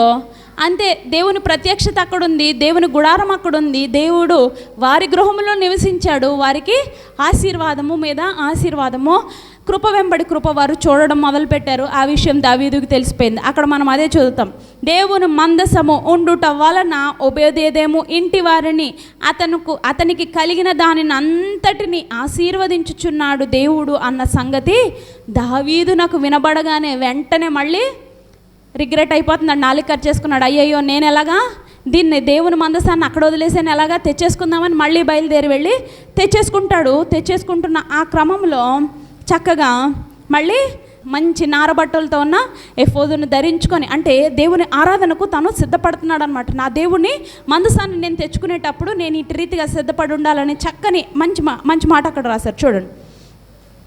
6 అడుగులు అది చక్కగా ఆ బండి ముందుకు కదులుతుండగానే ఏం చేశారంట, ఉత్సవముతో ఆ పురములోనికి తీసుకువచ్చాను. 6 అడుగులు అది ముందుకు సాగగానే 6 అడుగులు సాగగా ఎద్దు ఒకటియు క్రొవ్విన దూడ ఒకటియు వధింపబడెను. అదంట ఏం చేస్తున్నాడు, జస్ట్ 6 అడుగులు దాటగానే అమ్మయ్య ఈ 6 అడుగులు సేఫ్గా దాటేసాము అనుకుని దేవునికి అక్కడ ఒక బలి సమర్పించాడంట. ఏంటేంటి, ఒక ఎద్దును ఒక క్రొవ్విన దూడను అలా సమర్పించుకుంటూ వస్తున్నారంట. అక్కడ చూడండి ఏం రాశాడు, దావీదు నారతో నేయబడిన ఎఫోదు ధరించిన వాడై శక్తి కొలది యెహోవా సన్నిధిని నాట్యమాడుచుండని. ఇది మనకు మనం ఇందులో నుంచి నేర్చుకోవాల్సిన మూలవాక్యం. దావీదు ఏం చేస్తున్నాడు, సిద్ధపడి వచ్చాడు దేని కొరకు, దేవుని ప్రత్యక్షతను, దేవుని మందసమును తనతో ఉంచుకోవాలని, తన పురములో ఉంచుకోవాలని. దావీదు పురము అనగా యెరూషలేములో దానిని ఉంచాలని ఆశపడి తీసుకొని రావటానికి తను ఎలా పడితే అలా రాలేదండి. సిద్ధపడ్డాడు, మనుషులను సిద్ధపరచుకున్నాడు, వెహికల్ సిద్ధపరిచాడు, సకల విధములన్నిటినీ సిద్ధపరచుకున్నాడు. అన్నిటికంటే ముఖ్యంగా తన ఆత్మను తాను సిద్ధము చేసుకున్నాడు. తన శరీరాన్ని మాత్రమే కాదు, తన ఆత్మను సిద్ధము చేసుకొని తను ఏం చేస్తున్నాడు, అక్కడ తన శక్తి కొలది అన్న మాట మనకు కనబడుతుంది. తన శక్తి కొలది తను ఏం చేస్తున్నాడంట, దేవుని సన్నిధిలో నాట్యమాడుచున్నాడంట. నాట్యం ఆడడం ఏదో వెర్రెక్కి నాట్యం ఆడట్లేదు, ఏదో మత్తు పానీయాలు తీసుకొని నాట్యం ఆడట్లేదు, కానీ నా దేవుని ప్రత్యక్షత నాతో ఉంటుంది, ఇంక మీదట నుండి నా దగ్గర ఉండబోతుంది అని సంతోషముతో దేవుని గూర్చిన ఉత్సాహమును తాను అక్కడ ప్రదర్శిస్తూ ఉన్నాడు అన్నమాట. ఇదేనా నీకు నాకు ఇదే ప్రశ్న. నీవు నేను అటు రీతిగానే దేవుణ్ణి ఆరాధించడానికి నీ శక్తి కొలది, నీ పూర్ణ ఆత్మతో నీవు ఆరాధన చేస్తున్నావా ప్రశ్న. కింద ఇంకా తన భార్య ఏం చేసింది చూసి అతన్ని మనసులో ఏం చేసుకుంది, హీనపరుచుకుందంట. ఏంటి, ఇతను రాజు అయి ఉండి అతని స్టేచర్ మర్చిపోయాడు, అతని స్టేటస్ని మర్చిపోయి ఇలా నాట్యం ఆడుతున్నాడు ఏంటని ఇంటికి రాగానే అలవాటే కదా మనకందరికీ. ఏమండి, ఒక వ్యర్థుడు ఒకడు హీనులైన ఆ పనికత్తెల ముందు బట్టలు విప్పేసి ఇట్టి రీతిగా నాట్యం ఆడుతున్నాడే అంటే అప్పుడు రాజైన దావీదు కూడా చాలా మంచి ఆన్సర్ ఇచ్చాడు. ఏంటి, నీ తండ్రి సంతతిని విసర్జించి ఈ దేవుడు నన్ను రాజుగా చేశాడు కదా, ఆ దేవుడు ముందు నేను ఎంత వెర్రివాడిని అయిపోయినా పర్వాలేదు, మీ ముందు నేను హీనంగా కనపడినా ఆ పనికత్తెలకి నేను ఘనముగానే కనబడతాను, అన్నిటికంటే ముఖ్యంగా నా దేవుని నేను ఘనపరిచాను అని చక్కని ఆన్సర్ ఇచ్చాడు. నీవు నేను ఆన్సర్ ఇవ్వగలుగుతామా? మన బంధువుల ముందు నీ శక్తి కొలది నువ్వు దేవుని ఆరాధించగలుగుతావా? బాప్తిసం తీసుకోండి అమ్మా అంటే అమ్మగారు కాళ్ళు కడగాలి, అమ్మగారు మా పిల్లలు పెళ్ళిళ్ళు అయిపోవాలి, ఇంకేంటి ఇంకా బోల్డ్ ఉంటాయి టార్గెట్స్, రక్షణ పొందండి, దేవుని స్వీకరించండి అంటే ఇంకా బోల్డ్ టార్గెట్స్ ఉంటాయి కదండి. దేవుని ఆరాధించండి, దేవుని ఆరాధనకు రండి అంటే బంధువులదండి చాలా ఇంపార్టెంట్ అండి, ఎల్లప్పతాలు మళ్ళీ బాగోదండి ఏమండి, అటువంటివి చాలా వచ్చేస్తాయి. మరి దావీదు దగ్గర నుంచి మనం అదే నేర్చుకోవాలి. తను దృఢ నిశ్చయంతో తన భార్యను కూడా లెక్క చేయలే, తను ఉంటుందా ఉండదా అవన్నీ పక్కన పెట్టేశాడు. చక్కగా తన శక్తి కొలది దేవుని ఘనపరచడానికి దావీదుని, అందుకనే దేవుడు ఏమన్నాడు, నా హృదయానుసారుడు అన్నాడు. దేవునికి ఎలా ఇష్టమైతే అలా ఉన్నాడంట దావీదు. అందుకే నేను 149వ కీర్తనలో కూడా మొదట వచనంలోనే దావీదే రాస్తాడు ఆ కీర్తన కూడా, యెహోవాకు క్రొత్త కీర్తన పాడుడి, సమాజములలో కూడుకునిన చోట మీరందరూ కలిసి దేవుని కొరకు ఒక క్రొత్త గీతము పాడుడి. 96వ కీర్తనలో ఉంటుంది, ఆయన రక్షణ సునాదమును బట్టి క్రొత్త గీతము పాడండి అని దేవుడు మనకు తెలియచేస్తున్నాడు అనమాట. మరి ఈ దినం నీకు నాకు అదే ప్రశ్న. మనము కూడా దావీదు వలె మన శక్తి కొలది సిద్ధపాటు కలిగిన హృదయాలతో ఆయనను ఆరాధన చేయటము నేర్చుకోవాలి. అదే యోహాను సువార్త 4:24లో ఉంటుంది కదా, ఆయనను ఆరాధించువారు ఆత్మతోనూ సత్యముతోనూ ఆరాధించాలి కదండి. ఇంకో చోట ఉంటుంది కదా, నీ పూర్ణ బలముతోనూ నీ పూర్ణ శక్తితోనూ పూర్ణ మనస్సుతోనూ ఆయనను సేవించుడి, ఆరాధించుడి అని ఉంటుంది. 6వ అధ్యాయం మత్తయి సువార్తలో మనకు ఆ మాట కనబడుతుంది. మరి నిన్ను నన్ను రక్షించుకొని ఇటు రీతిగా ఆయన కృపలో ఆయన దయలలో మనను కాపాడుచు బలపరచుచున్న ఈ రక్షకుడైన, ఈ సజీవుడైన, ఈ బలవంతుడైన ఈ దేవునికి మనము మన విరిగి నలిగిన హృదయముతో ఆయనను ఆరాధన చేసుకుందాము. తండ్రి దేవా నీకేనయ్యా ఆరాధనా స్తోత్ర బలి. తండ్రి దేవా నీకేనయ్యా, తండ్రి దేవా నీకేనయ్యా, తండ్రి దేవా నీకేనయ్యా. శుభవేళ స్తోత్ర బలి. తండ్రి దేవా నీకేనయ్యా ఆరాధనా స్తోత్ర బలి. తండ్రి దేవా నీకేనయ్యా, తండ్రి దేవా నీకేనయ్యా, తండ్రి దేవా నీకేనయ్యా. ఎల్ షడాయ్, ఎల్ షడాయ్, సర్వశక్తిమంతుడా. ఎల్ షడాయ్, ఎల్ షడాయ్, సర్వశక్తిమంతుడా, సర్వశక్తిమంతుడా. ఎల్ షడాయ్, ఎల్ షడాయ్, సర్వశక్తిమంతుడా. El Shaddai, El Shaddai. శుభవేళ స్తోత్ర బలి. తండ్రి దేవా నీకేనయ్యా ఆరాధనా స్తోత్ర బలి. తండ్రి దేవా నీకేనయ్యా, తండ్రి దేవా నీకేనయ్యా, తండ్రి దేవా నీకేనయ్యా. ఎల్రోయి, ఎల్రోయి, నన్నిలా చూచువాడా. ఎల్రోయి, ఎల్రోయి, నన్నిలా చూచువాడా, నన్నిలా చూచువాడా. ఎల్రోయి, ఎల్రోయి, నన్నిలా చూచువాడా. El Roi, El Roi. శుభవేళ స్తోత్ర బలి. తండ్రి దేవా నీకేనయ్యా ఆరాధనా స్తోత్ర బలి. తండ్రి దేవా నీకేనయ్యా, తండ్రి దేవా నీకేనయ్యా, తండ్రి దేవా నీకేనయ్యా. యెహోవా షమ్మా, మాతో ఉన్నవాడా. యెహోవా షమ్మా,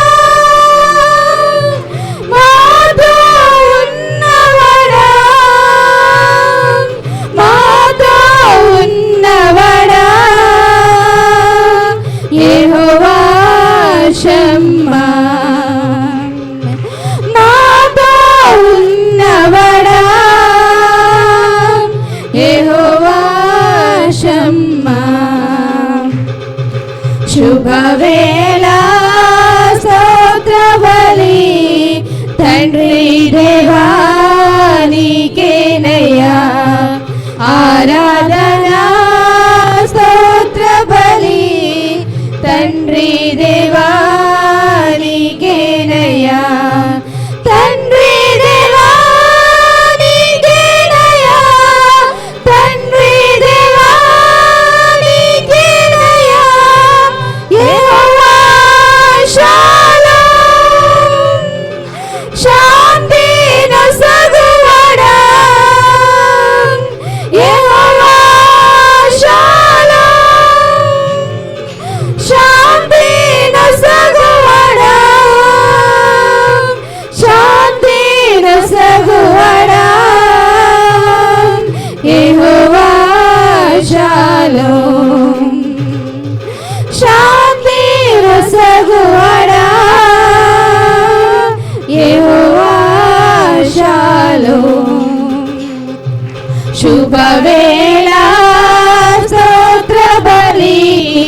తండ్రి దేవా నీకేనయ్యా ఆరాధనా స్తోత్ర బలి తండ్రి దేవా నీకేనయ్యా తండ్రి దేవా నీకేనయ్యా తండ్రి దేవా నీకేనయ్యా తండ్రి దేవా నీకేనయ్యా తండ్రి దేవా నీకేనయ్యా.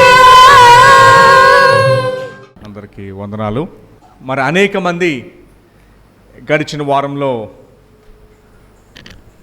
కాలం చేసినట్టుగా మనం చూస్తూ ఉన్నాం. కానీ దేవుడు మనల్ని సజీవ లెక్కలో ఉంచి ఆయన రాజ్యంలో మనకు స్థానాన్ని ఇచ్చినందుకు ప్రతి ఆదివారం కూడా సంఘముగా ఆయన సన్నిధిలో కూడి మనం ఆయనను స్తుతించి మనం ఆయనను ఆరాధించాలి. ఇది మన బాధ్యత. ఆదివారము మందిరానికి వచ్చి సంఘముగా దేవుణ్ణి ఆరాధించడం అనేది మన బాధ్యత. ఎందుకు బాధ్యత అంటే దేవుడు మన హృదయంలో ఆయనను ఆరాధించాలి అనే ఒక ఖాళీని మన హృదయంలో దేవుడు పెట్టించాడు. ఒక సైంటిస్టు బ్లైజ్ పాస్కల్ అని చెప్పి ఆయన ఈ రీతిగా అన్నాడు, ప్రతి ఒక్కరి హృదయంలో దేవుడు ఒక ఖాళీని పెట్టాడంట. అది కేవలము ఆయన ఉండటానికి. అందుకని బైబిల్లో కూడా ఒక వచనం ఉంటుంది, మీ దేహము దేవుని ఆలయము. మీ దేహం ఏంటండి? దేవుని ఆలయము. చాలామంది ఏమనుకుంటారంటే మనము ఆలయానికి వచ్చామనుకున్నారు ఆదివారం పొద్దున. వాక్యం చెప్పేది ఏంటంటే నీ దేహమే దేవుని ఆలయం. మనం ఆలయానికి రావడం కాదు, మనం అందరం కలిసి ఒక ప్లేస్లో కూడుకోవాలి గనుక పైన ఒక స్లాబ్ వేసుకున్నాం, ఓ షెడ్ వేసుకుంటాం, అది లేకపోతే టెంట్ వేసుకుంటాం. మనం ప్రతి ఆదివారం ఆలయానికి రావడం కాదు, కానీ మన దేహమే దేవుని ఆలయం అనగా దాన్ని అర్థం చేయిస్తాను, బాగా ఆలకించండి. దేవుడు మన అందరి హృదయాల్లో ఒక ఖాళీని పెట్టాడు. ఆ ఖాళీలో కేవలము దేవుడు మాత్రమే ఉండటానికి ఆ ఖాళీని పెట్టుకున్నాడు. ఎప్పుడైతే ఆ ఖాళీలో దేవుడు లేడో లోకములో ఉన్న చెత్త చెదారం అంతా కూడా లోపలికి వచ్చేస్తుంది. ఎవరి హృదయంలో అయితే దేవుడు ఉండడో వారి హృదయం ఒక డస్ట్బిన్ లాగా అయిపోతుంది. డస్ట్బిన్ లాగా అంటే అర్థం ఏంటంటే ప్రతి ఒక్క విషయం వెనకాల పరిగెట్టేస్తారు. స్నేహితులు పిలిచినా పరిగెట్టేస్తారు, బంధువులు ఫోన్ చేసి పిలిచినా పరిగెట్టేస్తారు, పాపంలోకి పరిగెట్టేస్తారు, వ్యసనాల్లోకి పరిగెట్టేస్తారు, చెడ్డ తలంపులకి పరిగెట్టేస్తారు. ఎప్పుడైతే దేవుడు పెట్టిన ఈ ఖాళీలో ఆయన తీసివేస్తామో దేని వెనకాలైనా మనం వెళ్ళిపోతాం, నష్టాన్ని కొని తెచ్చుకుంటాం. బాగా ఆలకించండి. దేవుడు పెట్టిన ఈ ఖాళీలో కేవలము ఆయన మాత్రమే మనం కూర్చోబెట్టాలి. అందుకని ఆదివారము దేవుని సన్నిధిలో మనమందరం కలిసి ఆయనను స్తుతించడం అనేది ఏం తెలుపుతున్నామంటే, దేవా నా హృదయంలో కేవలము నిన్ను మాత్రమే నేను ప్రతిష్ఠించుకున్నాను. దేవుడు గుళ్ళో గోపురాల్లో కొండ మీద ఉండడానికి ఇష్టపడడు. దేవుడు మీ హృదయంలో ఉండడానికి ఆయన ఇష్టపడుతున్నాడు. అందుకని వాక్యం కూడా చాలా స్పష్టంగా సెలవిస్తుంది, ఆయన ఉండేది ఎక్కడో కొండ మీద ఉండడు, ఆయన ఎక్కడో దూరంగా ఉండడు. వాక్యం చెప్తుంది ఆయన మీ హృదయంలో, నీ తలంపుల్లో, మీతో మీ హృదయంలో ఉంటాడు ఆయన. అర్థమవుతుందండి? సో మనం మందిరానికి కాదు వచ్చింది, మందిరము మన దేవాలయము, మన హృదయమే సహవాసంగా కూడి ఆయన వాక్యాన్ని వినాలి గనుక మనకు ఒక ప్లేస్ ఇది. చూడండి, బైబిల్ గ్రంథాన్ని ఓపెన్ చేసి ఫరోహు కుమార్ రచించిన కీర్తనను మనం చదువుకుందాం. 42వ కీర్తనను మనం చదువుకుందాం. దేవుని సన్నిధి వైపు మనకి ఎటువంటి ఆసక్తి మనం కలిగి ఉండాలి. విచారకరంగా ఈ లోకంలో చాలా విషయాల వైపు మన ఆసక్తి కలిగి ఉంటాం. టీవీ చూడటానికి, భోజనం చేయటానికి, ఊరు వెళ్ళడానికి, బయటికి వెళ్ళడానికి, స్నేహితుల ఇంటికి వెళ్ళడానికి, చాలా విషయాల వైపు ఎంతో ఆసక్తి కలిగి పరిగెడుతూ ఉంటాం వాటి వెనకాల. దయచేసి గమనించండి, బైబిల్ చెప్పే సత్యం ఏంటంటే, నువ్వు ఆశ కలిగి దేని వెనకాల పరిగెడతావో రేపొద్దున్న అదే నీకు ఉరితాడవుతుంది. మరలా జ్ఞాపకం చేస్తున్నావు. దేని వెనకాలైతే నువ్వు ఆసక్తి కలిగి దేవుడు కాక పరిగెడుతున్నావో రేపొద్దున అదే ఉరితాడవుతుంది. అది కుటుంబము, ఆస్తి, ఉద్యోగము, డబ్బు, మరి ఏదైనా కానివ్వండి, దేని వెనకాలైతే మనం పరిగెడుతూ వెళ్తామో అదే రేపు ఉరితాడవుతుంది. ఎందుకంటే దేవుడు వేటిలో కూడా పూర్తి సంతోషాన్ని, ఆనందాన్ని పెట్టలేదు. కేవలం ఆయనలోనే పెట్టుకున్నాడు. ఆయనలోనే మనం సంతోషించడానికి. దేవుడు ఎవరి దగ్గర ఉంటారో వారికే పూర్తి సంతోషము, ఆనందము వారు కలిగి ఉంటారు. ఇది చరిత్ర కూడా రుజువు చేస్తున్నది.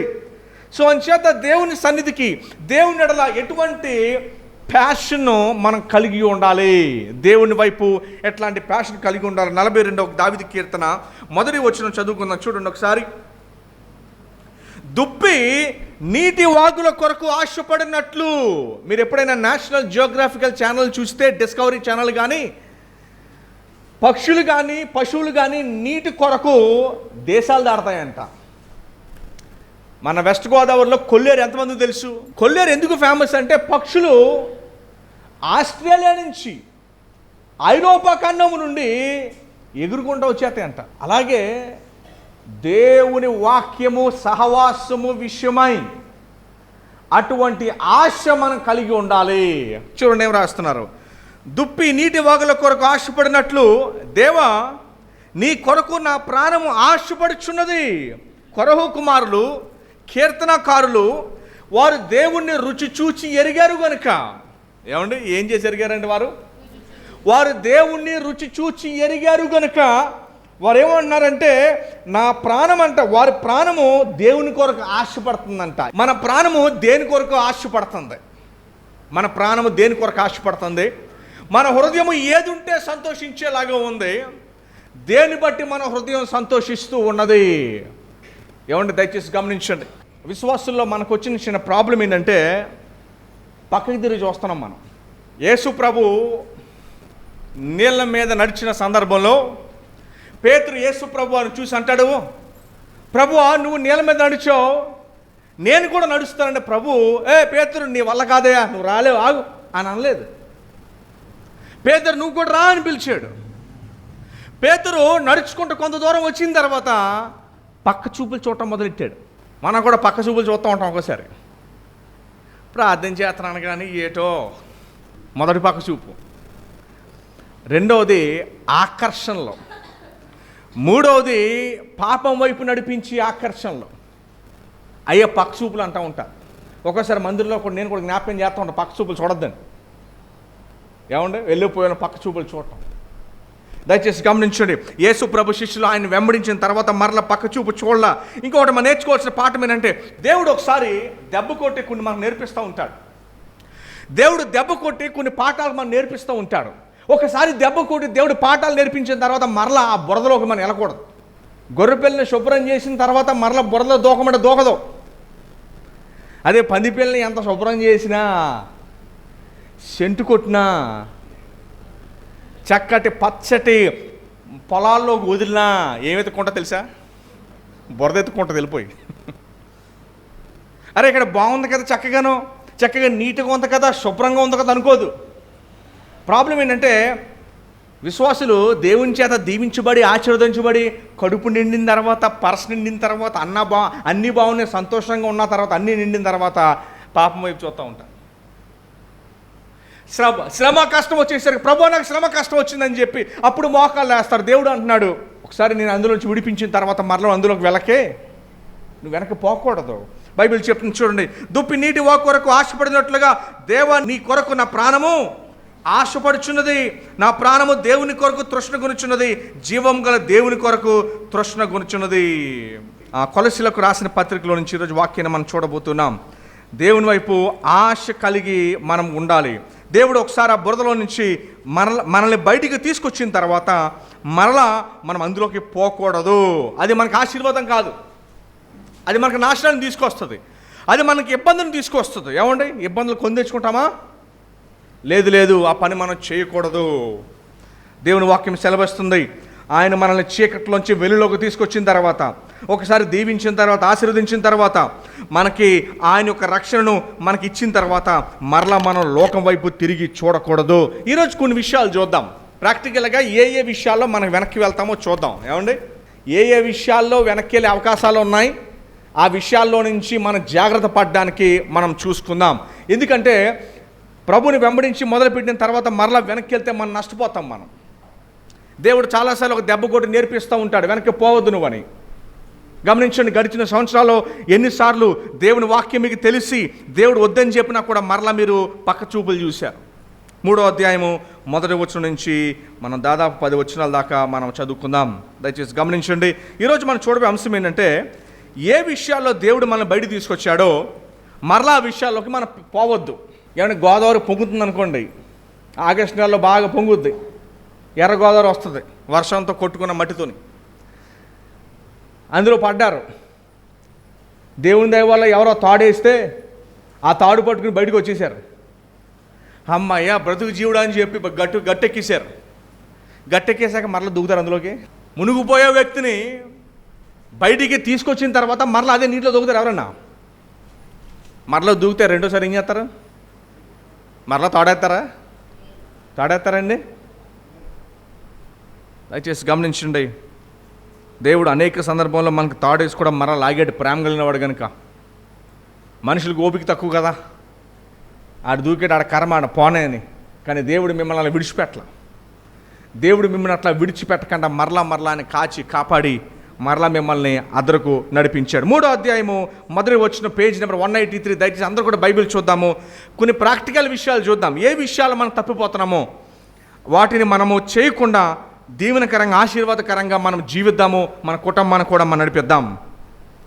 మీరు క్రీస్తుతో కూడా లేపబడిన వారైతే పైనున్న వాటినే వెదుకుడి. వేటిని వెతకాలండి? పైనున్న వాటినే వెదుకుడి. కింద ఏముంటుంది తెలుసా? ఎక్కువ తల దేనికి ఉంచుతాం మనం? ఏం చూస్తాకే? Cell phone చూస్తాకే. దేవుడు దేని వెతకమన్నాడు? మనం దేని వెతుకుతాం? మందులో కూడా కూర్చుని కింద ఏం చేస్తాం? ఫోన్ ఎవడ మెసేజ్ ఇచ్చాడు, దేనికి ఎట్టాడు, ఎందుకు ఎట్టాడు, తల అక్కడ ఉంటుంది, కిందకు వస్తుంది. దేని వెతకాలి? కిందన ఎత్తుక్కోకూడదు. మీరు అర్థమైందండి? ఇంకెప్పుడు కింద ఉన్నాయి చర్చిలో కూర్చుని ఎప్పుడు కూడా ఫోన్ ఎత్తుకు, వాకింగ్ కూడా చెప్తుంది కింద ఉన్నాయి వెతకండి. కింద ఏముంటుంది? సాతానుడు కింద మిమ్మల్ని డిస్టర్బ్ చేయడానికి పెడతా ఉంటాడు. దయచేసి గమనించండి. 3వ అధ్యాయం 1వ వచనం, మీరు క్రీస్తుతో కూడా లేపబడిన వారైతే పైనున్న వాటినే వెదుకుడి. అక్కడ క్రీస్తు దేవుని కుడి పార్శ్వమున కూర్చుండి ఉన్నాడు. సో పైన అంటే ప్రభుని వెతకమని దేవుని వాక్యము సెలవిస్తూ ఉన్నది. మనం కూడా దేవుని వైపు చూడకుండా లోకం వైపు చూస్తూ ఉంటాం, టీవీ వైపు ఆశగా చూస్తూ ఉంటాం, ఫోన్ చూస్తూ ఉంటాం.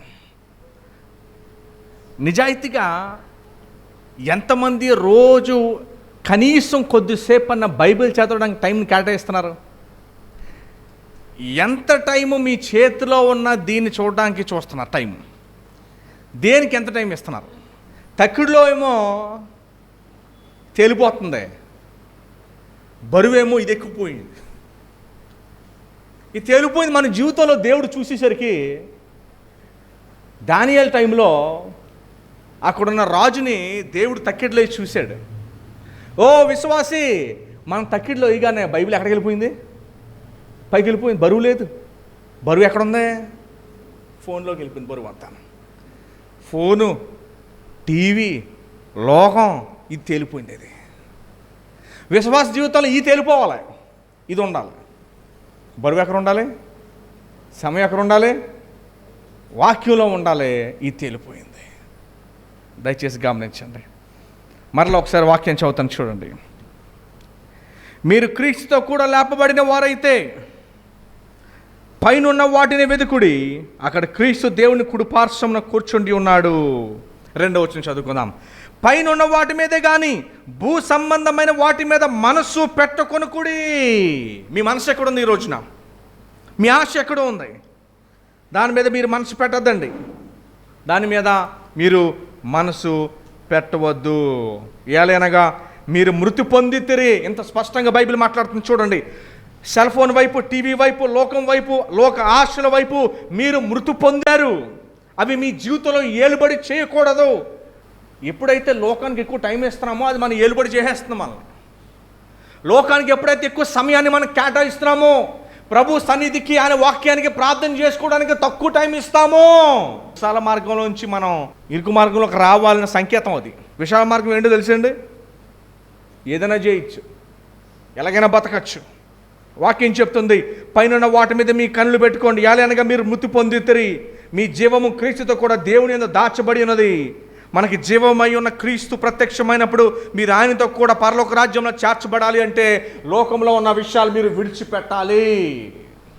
రన్నింగ్ రేస్లో పోటీ పడేవాడు, ఒక పోలీస్ ట్రైనింగ్కి పోటీ పడేవాడు, ఒక ఉద్యోగానికి పోటీ పడేవాడు ఖచ్చితంగా ట్రైనింగ్ కావాలి, డిసిప్లిన్ కావాలి.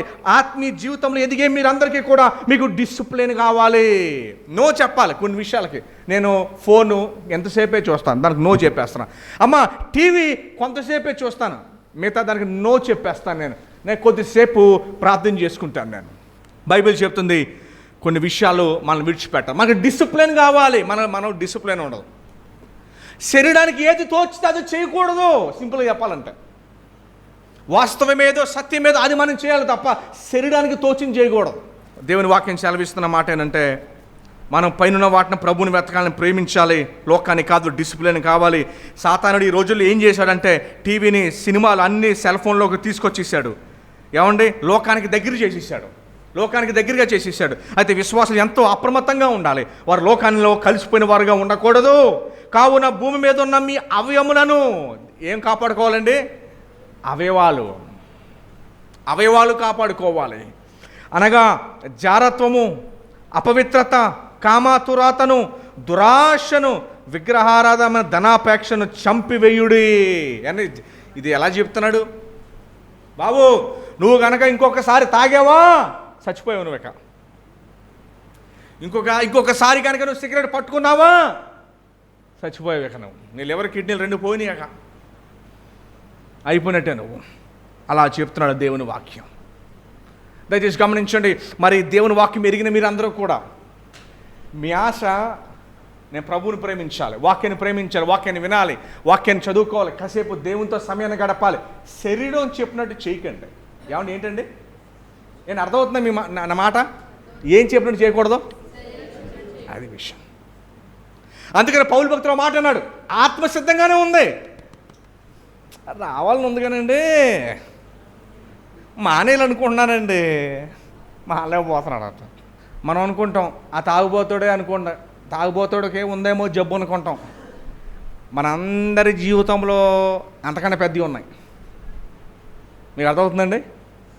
మన అందరి జీవితంలో ఏమున్నాయి? అంతకంట పెద్ద. అందుకే ప్రభు చెప్పాడు, మన కంట్లో దూలాలు పెట్టుకున్నామంట. ఏం పెట్టుకున్నామండి? దయచేసి బైబిల్ చెప్తుంది, ఏ విషయం అయితే ప్రార్థన చేయనివ్వకుండా మనల్ని ఏం చేస్తుంది? శరీర సుఖం, నిద్ర, అన్నం తినేసి త్వరగా. దయచేసి గమనించిన దేవుని వాక్యం చెప్తుంది ఏంటంటే, దేవుని వాక్యాన్ని, ప్రభుని ప్రేమించే హృదయాన్ని మనం అలవాటు చేసుకోవాలి. దుప్పి నీటి వాగుల కొరకు ఆశపడుతున్నట్టుగా అట్టి రీతిగా మన హృదయము తయారవ్వాలి. 5వ వచనం చదువుతాం, 6వ వచనం చదువుతాం చూడండి. జారత్వం, అపవిత్రత, కామ, వీటన్నిటిని కూడా ధనాపేక్షను చంపివేయుడి. ఏం పేక్ష అండి అది? ధనాపేక్ష. డబ్బు ఉంటే నాకు చాలు, ఇంకేం అవసరం లేదు నాకు. ధనాపేక్ష అందరిలో ఉంటుంది, ధనవంతులోనే కాదు, పేదవాళ్ళలోనే కాదు, అందరిలో ఉంటుంది ధనాపేక్ష. ధనాపేక్ష కొంతమందిలో ఉండేది కాదు. 6వ వచనం చూడండి. వాటి వలన దేవుని ఉగ్రత అవిధేయుల మీదకి వచ్చును. ఎవరి మీదకండి? ఇందాక మీకు చెప్పాను నేను, మీరు విధేయత చూపించాలి. శరీరానికి మీరు లోబడకూడదు. దేవుని ఆత్మ ఏం చెప్తుందో అది మీరు చెయ్యాలి. శరీరానికి కాదు లోబడాల్సింది. శరీరము వ్యసనాలకి పిలుస్తుంది, శరీరము వినోదానికి రమ్మని పిలుస్తుంది, కానీ ఆత్మేమో కాసేపు ప్రార్థన చేసుకొని చెప్తుంది. ఆత్మేమో కాసేపు మోకాలు వేసి ప్రార్థన చేయమని చెప్తే, శరీరమేమో మంచం ఎక్కి ఫోన్ చూసుకోమని చెప్తుంది. దేవుని ఆత్మ ఏం చెప్తుంది? కాసేపు మోకాలు వేసి ప్రార్థన చేసుకొని చెప్తే, శరీరం ఏం చెప్తుంది? మంచం ఎక్కి టీవీ చూడు, మంచం ఎక్కి ఫోన్ చూడు. అప్పుడు మీరు ఎవరి మాట వినాలి? సైతాన్ మాట, యేసే మాట? ఎవరి మాట వినాలండి? వినాలి. కానీ ఎవరి మాట వింటున్నారు చెప్పాలి. సైతాన్ మాట, యేసే మాట వింటున్నారా? చెప్పాలి. ఎవరి మాట వింటున్నారు చెప్పాలి. యేసే మాట వింటున్నారా? ఇంతే ధన్యులే. బైబిల్ ఏం చెప్తుంది చూడండి. 7వ వచనం స్టార్టింగ్ ఏముందండి? పూర్వము. ఏంటనేది స్టార్టింగ్ ఏముందండి? పూర్వం. మీ దగ్గర ఫోన్లోనే అందరి దగ్గర ఏమన్నా అందరి ఇంట్లో కలర్ టీవీలు ఉండేవా పూర్వం? అలా కొంతమంది ఒక టీవీలు ఉండేవి కాదు, ఉంటే ఓ బ్లాక్ అండ్ వైట్ డబ్బా ఉండేది అంతా. పూర్వం ఫోన్లు ఉండేయండి. కానీ ఇప్పుడు అందరి చేతికి వచ్చేది ఫోన్. ఇక్కడ ఒక పదం వాడారు. ఏం పదం అది? పూర్వం అంట. ఏంటండి అది? ఒకప్పుడు అంటే ఎన్నేళ్ళ క్రితం? ఇప్పుడు చిన్నప్పుడు ఓ 25-20 ఏళ్ళ క్రితం. వాక్యం ఏం చెప్తుంది చూడండి. పూర్వం అంట ఒకప్పుడు విశ్వాసాలతో మాట్లాడుతూ వారి మధ్య జీవించినప్పుడు మీరును వీటిని అనుసరించి నడిచారు. ఎప్పుడు అది? పూర్వం. విన్నారని అందరూ? అమ్మ బైబిల్ ఏం చెప్తుందంటే పూర్వం శరీరానికి నచ్చినట్టుగా నడిచారు ఒకప్పుడు. కానీ ఇప్పుడు దేవుడికి ఇష్టం, ఆయనకి ఇష్టంగా, ఆయన ఆత్మ చెప్తున్నట్టుగా నడుచుకోవాలి. పూర్వం నడుచున్నట్టుగా మరలా ఇప్పుడు కూడా నడుచుకోకూడదు. పూర్వం విడిచిపెట్టేశారు అవన్నీ కూడా, మరలా వాటిని కొనసాగించకూడదు. దేవుడు దెబ్బ కొట్టి కొన్ని విషయాలు మనకు నేర్పించిన తర్వాత మరలా అందులోకి పోకూడదు మనం. ప్రాబ్లం ఏంటంటే మన ఇంట్లో తిరిగి కుక్క ఏం చేస్తే వాంతి చేసుకుని ఏం చేస్తుంది, మళ్ళీ అదే వాంతి దగ్గరికి పోతుంది. అందుకని బైబిల్ ఒక మాట ఉంది. ఈరోజు ప్రభు బలలోకి వచ్చే మీరందరూ కూడా రాకముందు దేవుని సన్నిధిలో ఒకసారి మోకరించి, ప్రభువా నేను రక్షణ పొందినాటున వీటన్నిటిని కూడా నేను విడిచిపెట్టేశాను. వీటన్నిటిని కూడా విడిచిపెట్టేసిన తర్వాత మరలా కొన్ని విషయాలు నా జీవితంలో ఇంకా వస్తున్నాయి. వాటిని జయించే శక్తి నాకు దయచేయండి.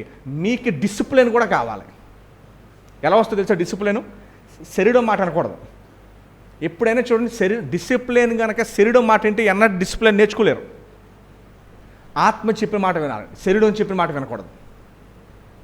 శరీరం ఏం చెప్తుంది? మంచం ఎక్కి టీవీ చూడడం. ఆత్మ ఏం చెప్తుంది? కాసేపు మోకాలు వేసి ప్రార్థన చేసుకో. అదే ఇక్కడ దేవుడు నేర్పిస్తూ ఉన్నాడు. మనకు డిసిప్లిన్ కావాలి. పూర్వం విడిచిపెట్టిన వాటికి వెనకాల మరలా మనం పోకూడదు. ఇప్పుడు చూడండి ప్రాక్టికల్గా కొన్ని విషయాలు. పూర్వం ఏం విడిచిపెట్టేశామో, ఏమండి పూర్వం ఏం విడిచిపెట్టేశామో ఒకసారి లిస్ట్ దేవుడు రాయడం మొదలు పెట్టాడు. అసలైన దానికి వచ్చాం చూడండి. ఎందో వచ్చినాం. ఇప్పుడైతే మీరు దేన్ని విడిచిపెట్టేశారంటే, ఫస్ట్ ఏం విడిచిపెట్టేశారండి? కోపము. ఏం విడిచిపెట్టేశారండి? కోపం. పనిచేసే చోట. బైబిల్ నేర్పించే పాఠం ఏంటంటే, దేవుడు ఆయన కోపము ఉగ్రత మన మీద చూపించకుండా మన మీద కృపను చూపించాడు. ఏం చూపించాడండి? మనం చేసిన పనులు బట్టి ఆయన కోపాన్ని చూపించకుండా మన మీద ఆయన కృపను చూపించాడు. అందుకనే మనము కూడా ఇతరుల మీద ఏం చూపించాలి? కృప చూపించాలి. అర్థమైందండి? నీకు నచ్చని పని ఏదైనా చేశారనుకో, ఎన్న కోపడక్కల్లా. వారి మీద ఏం చూపించాలి? కృప చూపించాలి, జాలి చూపించాలి, దయ చూపించాలి, కృప చూపించాలి. జనరల్గా మన సమాజం తప్పు చేయగానే ఏం చూపిస్తారు? వెంటనే కోపం చూపిస్తారు. కానీ మారిన వ్యక్తులు కోపం చూపించరు. మారిన వ్యక్తులు ఏం చేస్తారంటే కృప చూపిస్తారు. ఎందుకంటే మనం అది పొందుకున్నాము కనుక మనం చూపిస్తాం. Very simple. ఇతరులు ఇష్టం లేని పని చేస్తే మనకేం రావాలి? కృప చూపించాలి, కోపం పడాల్సిందే. అర్థమవుతుందండి? మీరు కృప చూపించండి, దేవుడే వారికి బుద్ధిని తీసుకొస్తాడు. శత్రువులకి మీకు దీవెన తీసుకొస్తాడు. అర్థమవుతుందా? ఈసారి కోపం వస్తే మీరు కృప చూపించండి, దేవుడు వారికి బుద్ధి నేర్పుతాడు, మీకు దీవెన తీసుకొస్తాడు. అదే మీరు కూడా కోపపడి కలబడ్డారనుకోండి, ఇద్దరికి ఏముండదు. అదే వారు మీకు కోపం తీసుకొచ్చినప్పుడు వారి మీద మీరు కృప చూపించండి, జాలి దయ చూపించండి. మీరు చూపించినప్పుడు దేవుడు మీకు దీవెన, వారికి బుద్ధి చెబుతాడు, మీకు దీవెన తీసుకొస్తాడు. యుద్ధం యెహోవాదే అని చెప్పాడు. యుద్ధం ఎవరిదండి? యెహోవా. సో ఈసారి కోపం తీసుకొచ్చినప్పుడు, మీ మీద కోపం తీసుకొచ్చి మీరు ఏం చేయాలండి? కృప చూపించాలి, వారికి దయ జాలి చూపించాలి. అప్పుడు మీకేం వస్తుంది? దీవెన వస్తుంది. దేవుడు వారికి పాఠాన్ని ఆయన చూసుకుంటాడు. యుద్ధం ఎవరిది? యుద్ధం యెహోవాది. మొదటిది. సో ఈసారి విశ్వాసులు ఏం పడకూడదండి? విశ్వాసులు ఏం పడకూడదు? రెండో మాట నేను చెప్తాను, దయచేసి గమనించండి. ఆగ్రహము ఏంటండి? అది ఆగ్రహము. చూడండి, ఆగ్రహం అంటే ఏంటో తెలుసండి? వెంటనే కోపపడేది. దయచేసి గమనించండి. ఇప్పుడు ఏదైతే నేను చదువుతున్నానో ఇవన్నీ కూడా మన సమాజంలో నిండిపోయి ఉన్నాయి. కోపము, ఆగ్రహం, దుష్టత్వం, ఇవన్నీ కూడా నిండిపోయినాయి. ప్రభు చెప్పారు, మీరు లోకానికి వెలుగై ఉన్నారు, మీరు లోకానికి చూపించాల్సిన మార్గదర్శకులు మీరే. కోపము, ఆగ్రహము, దుష్టత్వము, దూషణ, మీ నోట బూతులు అను వాటన్నిటిని కూడా మీరు ఏం చేయాలి? విసర్జించాలి. ఈ లోకంలో ఉన్నవారు ఉత్తినే మాట్లాడేస్తూ ఉంటారు, బూతులాడేస్తూ ఉంటారు. విశ్వాసులకు తగదు అది. విశ్వాసులకి తగదు. మరలా జ్ఞాపకం చేస్తుంది వాక్యం, దయచేసి గమనించండి. మీ దోషం, కోపం రాకపోతే ఆటోమేటిక్గా దుష్టత్వం, ఆగ్రహం, దోషణ 3 ఉండవు, 4వది కూడా ఉండదు. మీ నోట బూతులు కూడా ఉండవు. ఎక్కడ ఆగిపోవాలి? సో ఎవరైనా మీకు కోపం తీసుకొస్తే మీరు ఏం చూపించాలి? కృప చూపించాలి, ప్రేమ చూపించాలి. అప్పుడు దేవుడు మిమ్మల్ని దీవించి వారికి దేవుడు జ్ఞానాన్ని కలిగిస్తాడు. 9వ వచనం చూడండి. ఒకనితో ఒకడు అబద్ధమాడకుడి. ఏం ఆడకూడదండి? బైబిల్ ఒక మాట ఉంది, అబద్ధములు ఆడు నాలుక యెహోవాకు హేయమని ఉంది. పోయిన వారంలో ఎవరన్నా అబద్ధాలు ఆడారా? బైబిల్ చెబుతున్న అబద్ధములు ఆడు నాలుక ఏంటంటే అండి, యెహోవాకు దేవుని ఇష్టపడ్డంట అబద్ధములు ఆడు నాలుక. నిజమే చెప్పాలి అంటే మన సమాజం ఎంతలా దిగజారిపోయిందో అసలు ఆలోచించండి. అయితే దేవుని నమ్ముకున్న విశ్వాసులు కనీసము ఆ మార్పును మనం తీసుకురావాలి. తర్వాత చూడండి, ఏలయనగా ప్రాచీన స్వభావమును దాని క్రియలతో కూడా మీరు పరిత్యజించి, అంటే ప్రాచీన స్వభావం నుంచి మీరు బయటకు వచ్చేసారు, జ్ఞానము కలుగు నిమిత్తము దానిని సృజించిన వాని పోలిక చెప్పున నూతన పరచబడుచున్న నవీన స్వభావమును ధరించుకొని ఉన్నారు. ఏ స్వభావాన్ని ధరించుకుని ఉన్నారండి? New heart. దయచేసి గమనించండి. దేవుని నమ్ముకున్న విశ్వాసులు పాత జీవితానికి పూర్తిగా విడిచిపెట్టి ప్రభుని వెంబడించే విశ్వాసులుగా మనము ఉండాలి. చాలామంది అనుకుంటారు లోకంలోని జీవితమే ఆనందం అనుకుంటారు. లేదు లేదు లేదు, ప్రభువులోకి వచ్చిన జీవితము ఇంకా సంతోషంగా ఆనందంగా ఉంటుంది. సాతానుడు ఎర వేస్తాడు, ఆ ఎరలో మనం పడ్డామా చచ్చామే. అంచేత మన ఎరలోకి పోకూడదు. దేవుని వాక్యం మనకు నేర్పిస్తున్న పాఠం ఏంటంటే శరీరం మాట వినకూడదు, ఆత్మ వాక్యం ద్వారా మాట్లాడిన మాటలు మనం ఆలకించాలి. శరీరం ఏం చెప్తుందో కాదు, ఆత్మ ఏం చెప్తుందో అది మనము ఆలకించాలి. ప్రభు అందుకని పౌలు గారు అన్నారు, ఆత్మ సిద్ధంగానే ఉంది కానీ శరీరం మాత్రము సిద్ధంగా లేదు. కానీ అందుకని వాక్యం నేర్పుతున్న పాఠం ఏంటంటే మనం ఖచ్చితంగా ఆత్మ చెప్తున్న మాటలే మనం ఆలకించాలి తప్ప శరీరం చెప్పే మాటలు కాదు మనము ఆలకించాల్సిందే. యేసు ప్రభు శిష్యులు ఆయన వెంబడించిన మొదలుపెట్టిన తర్వాత మరలా వెనక్కి తిరిగి చూడకూడదు. ఏ విషయాలైతే దేవుడు మనల్ని విడిపించి బయటికి తీసుకొచ్చేసాడో మరలా వాటి వైపు మనం పోకూడదు. దేవుడు ఆల్రెడీ మనకి దెబ్బ కొట్టి నేర్పించి అటువైపు నువ్వు పోవద్దని చెప్పి మరలా దేవుడు తీసుకొచ్చిన తర్వాత మరలా వాటి వైపు మీరు తిరగకూడదు. దేవుడు మనల్ని ప్రాచీన స్వభావంలో నుంచి నవీన స్వభావంలోకి దేవుడు మనం తీసుకొచ్చిన తర్వాత మరలా వాటి జోలికి మనం పోకూడదు. మనం పైన వాటిని వెతుక్కుంటూ వెళ్ళాలి తప్ప కింద ఉన్న వాటిని మనం వెతుక్కుంటూ పోకూడదు. దేవుడు మనల్ని భద్రపరిచి పరిశుద్ధులుగా దేవుడు మనల్ని పిలిచి ఆయన రక్తంతో కడిగి ఆయన మన హృదయం మన ఆలయంలో ఆయన నివసించుచుండగా మరలా లోకం వైపు చూసే పని మంది కాదు, అది విశ్వాసాల పని కాదు. అది లోకానికి ఉప్పై వెలుగై మార్పు తీసుకొచ్చి బిడ్డలుగా దేవుడు మనల్ని ఉండమని చెప్తున్నాడు. కష్టమైనా దేవుడు మనల్ని సంరక్షిస్తాడు, అది ఇబ్బంది అయినా మనకి సరళం చేస్తాడు. సో అంచేత మనము దేవుని వాక్యానికి లోబడే వ్యక్తులుగా ఉందాం. లోకానికి భయపడి లోక విషయాలు బట్టి ఆలోచించే బిడ్డలంగా కాకుండా శరీరము చెప్పే మాటలు వినేవారు కాకుండా ఆత్మ నడిపింపుని బట్టి మనకు ముందుకు కొనసాగుదాం. అలాగా మనం దృఢంగా మనం నిశ్చయించుకుందాం. ప్రభు బలకి వెళ్ళే ముందు దేవుడు అటు రీతిగా మీకు సహాయం చేయాలని, మిమ్మల్ని బలపరచాలని, లోకం వైపు పోకుండా దేవుని వైపే ఉండేటట్టు. లోకం వైపు అది మనం నష్టపోతాము, కానీ దేవుని వైపు నిలబడినప్పుడు అంతిమంగా దేవుడు మనకి విజయాన్ని కలుగు చేస్తాడు. అంతకు మించి పరలోక రాజ్యంలో దేవుడు మనకి స్థానాన్ని భద్రపరిచాడు.